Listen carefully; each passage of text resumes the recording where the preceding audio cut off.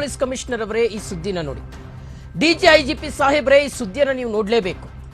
ಆಯುಧ ಪೂಜೆಯ ನೆಪದಲ್ಲಿ ಬೆಂಗಳೂರಿನ ಠಾಣೆಗಳಲ್ಲಿ ಭರ್ಜರಿಯಾಗಿ ರೋಲ್ ಕಾಲ್ ನಡೀತಾ ಇದೆ. ವರ್ಗಾವಣೆಗೂ ಮುನ್ನ ಆಯುಧ ಪೂಜೆಯ ನೆಪದಲ್ಲಿ ವಸೂಲಿ ಮಾಡ್ತಾ ಇದ್ದಾರೆ ಪೊಲೀಸರು. ರೌಡಿ ಶೀಟರ್, ಕಳ್ಳರು, ರಿಯಲ್ ಎಸ್ಟೇಟ್ ಮಾಫಿಯಾದಿಂದ ಪೊಲೀಸ್ ರೋಲ್ ಕಾಲ್ ನಡೀತಾ ಇದೆ. ಆಯುಧ ಪೂಜೆಗೆ ಹಣವನ್ನ ಕಲೆಕ್ಟ್ ಮಾಡೋದೇ ಈ ಪೊಲೀಸರ ಕೆಲಸ ಆಗಿದೆ. ಪ್ರತಿ ಪೊಲೀಸ್ ಕಾನ್ಸ್ಟೇಬಲ್ಗೂ ಆಯುಧ ಪೂಜೆಯ ಕಲೆಕ್ಷನ್ ಟಾರ್ಗೆಟ್ ಅನ್ನು ನೀಡಲಾಗಿದೆ. ಪ್ರತಿ ಪೊಲೀಸ್ ಠಾಣೆಯಲ್ಲೂ ಆಯುಧ ಪೂಜೆಗೋಸ್ಕರ ಕೋಟಿ ಕೋಟಿ ಕಲೆಕ್ಷನ್ ನಡೀತಾ ಇದೆ. ಹಣ ನೀಡೋದಿಕ್ಕೆ ಆಗದೇ ಇರೋರು ಮಂಡಕ್ಕಿ, ಸ್ವೀಟು, ಕುಕ್ಕರ್ ಅನ್ನ ಕೊಡ್ಲೇಬೇಕಂತೆ. ಎಲ್ಲ ಅಂಗಡಿಗಳಿಂದಲೂ ಹಣ, ಗಿಫ್ಟ್ ಕಲೆಕ್ಷನ್ ಮಾಡ್ತಾ ಇದ್ದಾರೆ ಪೊಲೀಸರು. ಅಕ್ಟೋಬರ್ ವರ್ಗಾವಣೆಗೂ ಮುನ್ನ ಕೋಟಿ ಕೋಟಿ ಕಲೆಕ್ಷನ್ ಮಾಡ್ತಾ ಇದ್ದಾರೆ.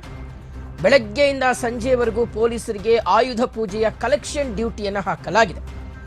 ಇನ್ನು ಇನ್ಸ್ಪೆಕ್ಟರ್ಗಳ ಕಾಟಕ್ಕೆ, ಹಣದ ದಾಹಕ್ಕೆ ಠಾಣಾ ಸಿಬ್ಬಂದಿಗಳು ಬೇಸತ್ತಿದ್ದಾರೆ. ಪೊಲೀಸ್ ಆಯುಕ್ತರೇ, ನಿಮ್ಮ ವ್ಯಾಪ್ತಿಯ ಠಾಣೆಗಳ ಬಗ್ಗೆ ಗಮನ ಹರಿಸಿ. ಠಾಣೆಯಲ್ಲಿರುವಂತಹ ಗನ್, ಲಾಠಿಗೆ ಆರತಿ ಎತ್ತೋದಿಕ್ಕೆ ಕೋಟಿ ಕೋಟಿ ಬೇಕಾ? ಆಯುಧ ಪೂಜೆಗೆ ಪೊಲೀಸರೇ ರೌಡಿಗಳಿಂದ ಕಲೆಕ್ಷನ್ ಮಾಡಿದ್ರೆ ಸಮಾಜದ ಗತಿ ಏನು? ಆಯುಧ ಪೂಜೆಗೆ ಕಲೆಕ್ಷನ್ ಮಾಡ್ತಿರುವಂತಹ ಪೊಲೀಸರ ಮೇಲೆ ಎಫ್ಐಆರ್ ಅನ್ನು ದಾಖಲಿಸಿ. ಯಾವ್ಯಾವ ಇನ್ಸ್ಪೆಕ್ಟರ್ಗಳು ಕಲೆಕ್ಷನ್ ಮಾಡಿಸ್ತಾ ಇದ್ದಾರೋ ಅವರನ್ನ ಸಸ್ಪೆಂಡ್ ಮಾಡಿ.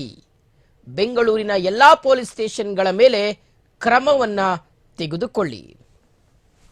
ನೋಡಿ, ಆಯುಧ ಪೂಜೆಯ ನೆಪದಲ್ಲಿ ಕಲೆಕ್ಷನ್ ನಡೀತಾ ಇದೆ. ಭರ್ಜರಿಯಾಗಿ ಕಲೆಕ್ಷನ್ ಮಾಡ್ತಾ ಇದ್ದಾರೆ ಅನ್ನುವ ಆರೋಪ ಇದೆ. ರೌಡಿ ಶೀಟರ್ಗಳು, ಕಳ್ಳರು, ರಿಯಲ್ ಎಸ್ಟೇಟ್ ಮಾಫಿಯಾದವರಿಂದ ರೋಲ್ ಕಾಲ್ ನಡೀತಾ ಇದೆಯಂತೆ. ಮತ್ತು ಟಾರ್ಗೆಟ್ ಅನ್ನು ಸಹ ನೀಡಲಾಗಿದೆಯಂತೆ. ಇಂತಿಷ್ಟು ಕಲೆಕ್ಷನ್ ಆಗಲೇಬೇಕು ಅಂತ ಟಾರ್ಗೆಟ್ ಅನ್ನು ನೀಡಲಾಗಿದೆಯಂತೆ. ಎಲ್ಲ ಅಂಗಡಿಗಳಿಂದಲೂ ಹಣ, ಗಿಫ್ಟ್ ಅನ್ನ ಕಲೆಕ್ಟ್ ಮಾಡ್ತಾ ಇದ್ದಾರೆ ಅನ್ನುವ ಮಾಹಿತಿ ಇದೆ.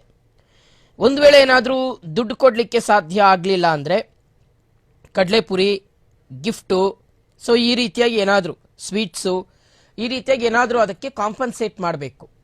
ಸೊ ಈ ರೀತಿಯಾಗಿ ಮಾಡ್ತಾ ಇದ್ದಾರೆ ಅನ್ನುವ ಆರೋಪ ಕೇಳಿ ಬರ್ತಾ ಇದೆ.